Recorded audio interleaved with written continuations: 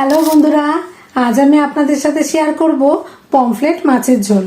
আর এই রান্নাটা করার জন্য সবার প্রথমে আগে থেকে কেটে ধুয়ে পরিষ্কার করে রাখা পমফ্রেট মাছ নিয়ে নিয়েছি।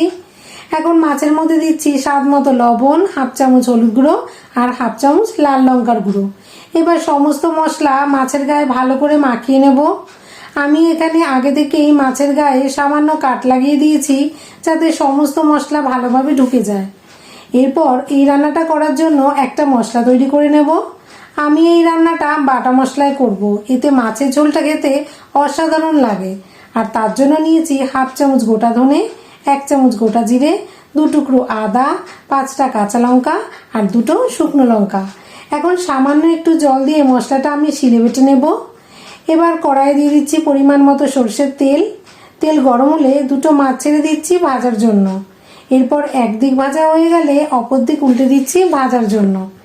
মাছ দুটো ভাজা হয়ে গেছে, এখন এটাকে একটা প্লেটে তুলে নিচ্ছি।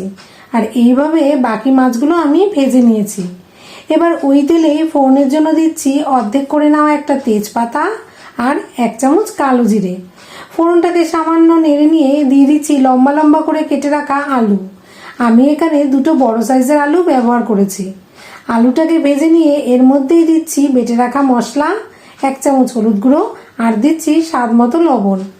এখন সমস্ত মশলাটা ভালো করে আলুর সাথে কষিয়ে নিয়ে এর মধ্যে অ্যাড করছি ধনেপাতা কুচি। এখন আবারও একবার সবকিছু নেড়ে চেড়ে মিশিয়ে নিয়ে দিচ্ছি পরিমাণ মতো জল। এবার ঝোলটাকে ফুটতে দেব। আর এখন ঝোলটা ফুটে উঠেছে। এরপর এক এক করে সব ভাজা মাছগুলো আমি এর মধ্যে দিয়ে দিচ্ছি। এবার আলুটাকে সেদ্ধ না হওয়া পর্যন্ত এটাকে রান্না করতে হবে। আর দেখুন আলুটা সেদ্ধ হয়ে গেছে।